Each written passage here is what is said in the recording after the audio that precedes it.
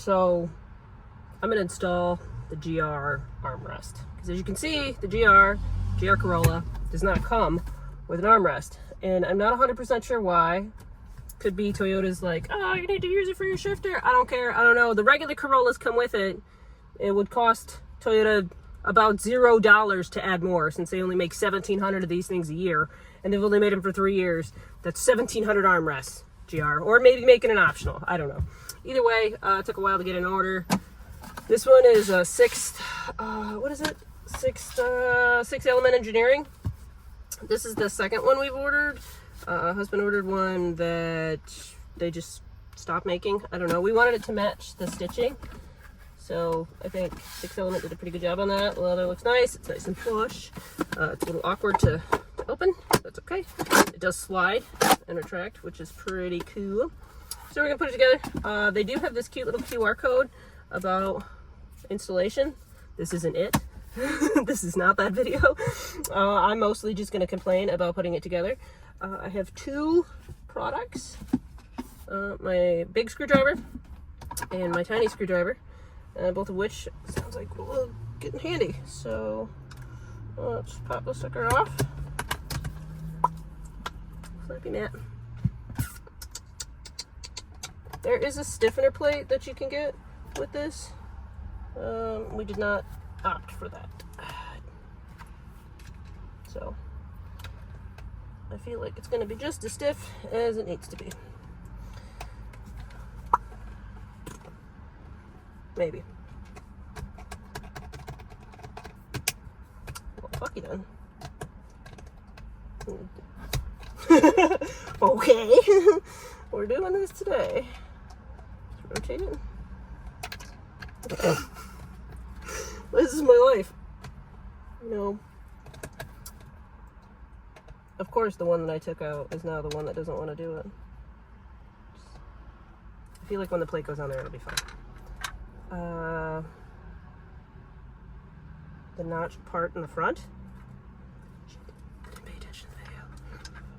Yeah, I feel like it goes this way. It's okay. Should be fine. The hardware is nice, I will admit. Even if the holes aren't firm enough there. Maybe I'm just dumb. Maybe I've got it backwards. I feel like I don't have it backwards. Shut the fuck up, car. Holes go that way. Alright. I didn't pay attention. Because I barely did. I mean, I watched the video, which was cute. That doesn't mean I paid any attention. So, backstory on the GR. Wanted one. As you know, they are all-wheel drive. Toyota's GR4. Whatever that means. You know, it's like their GR 4-wheel drive, whatever. Huge Toyota fan. Toyota's always been good. Fuji Heavy Industries, Subaru. You know, we're Subaru people. So when Subaru stopped making the STI, and Toyota was like, got you fam, 300 horsepower, all-wheel drive, 6-speed manual, and in a hatch, you SOB were in. Please put the meme in. And couldn't get our hands on one, like, forever. So, as you know, we both track STIs, and they are our track cars, and we have our trucks. But, I mean, can we daily trucks? Yeah, we can daily trucks. But you know what else we could daily? A GR Corolla. So we wanted one for a while. Couldn't find one. Everybody was like, $10,000 over dealer markup, or we're asking for dealer markup. And we're like, no, I don't think we will. I had expressed this interest in a GRC for a while. Husband happened to find one, and we went down to the dealer, looked at it. I even put it in the calendar as not buying a GR Corolla. I was mad when we left the dealership, and I didn't have a GR Corolla in my hand. I'm supposed to put the cute little cap on. I was mad when we left. In fact, so pouty that husband took me to dinner and was like, let's just have some Mexican food and talk about it, see how it'll fit in our life.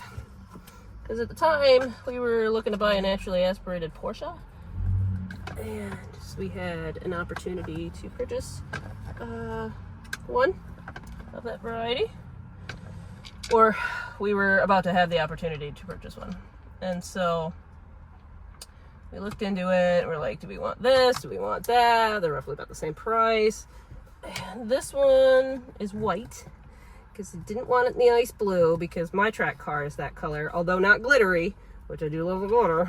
And then neither one of us really like black. Neither one of us really like white, but we can live with white. We were gonna wrap it like Porsche yellow, you know, the I believe they call it, or Chevy calls it what do they call it? Excuse me, shock yellow. They call it shock yellow. But I can't bring myself to have a yellow car because then I got a green one and a blue one, and then he's got a dark blue one and another dark blue one. So we just happen to have a third white vehicle at this point now. So whatever, it's white. We do want to put the rising sun, the Japanese rising sun, as a vinyl up top, which I think would look really, really sharp. We did tint it. I put fogs on it, or yellow fogs, and some rally armor flaps.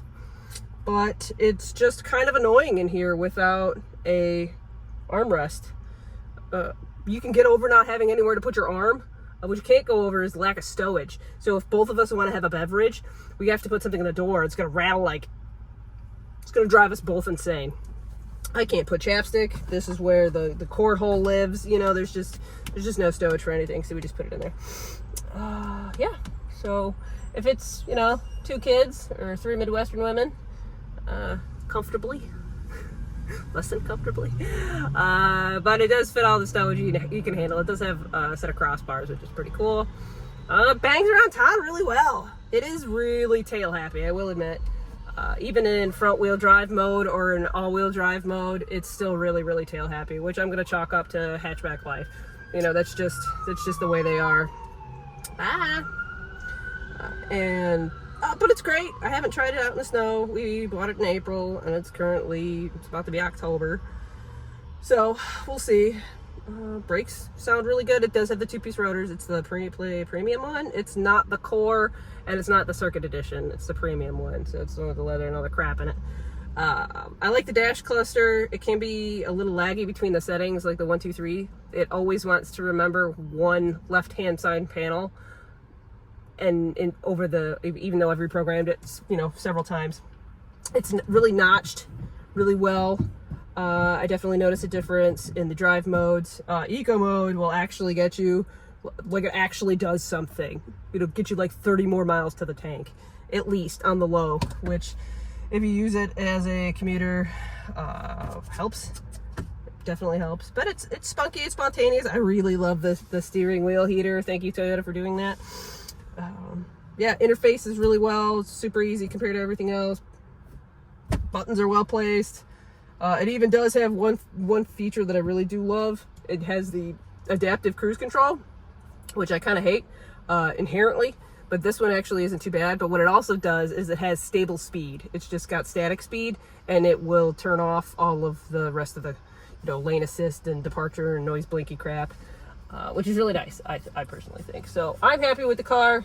The seats are really well. We've taken a number of 6-hour road trips with it, and it's done really well. So that's my rant on that. I'm going to install this thing, and we'll talk about it later. Well, we've done it. Bye, George. And yeah, it works. So sweet. Now I can, look at me, I can stow this cord and chapstick I've been secretly hiding from my husband in the door, which is here now. Look at that. Even holds the chapstick. All right. Yep. Seems pretty firm. It is definitely mildly to the left, which is okay. Looks good. Feels good. Matches everything. I can't complain. The video was actually really helpful. It was quick. It was rapid. But yeah, it took me 2 screwdrivers and like 20 minutes. So, all right.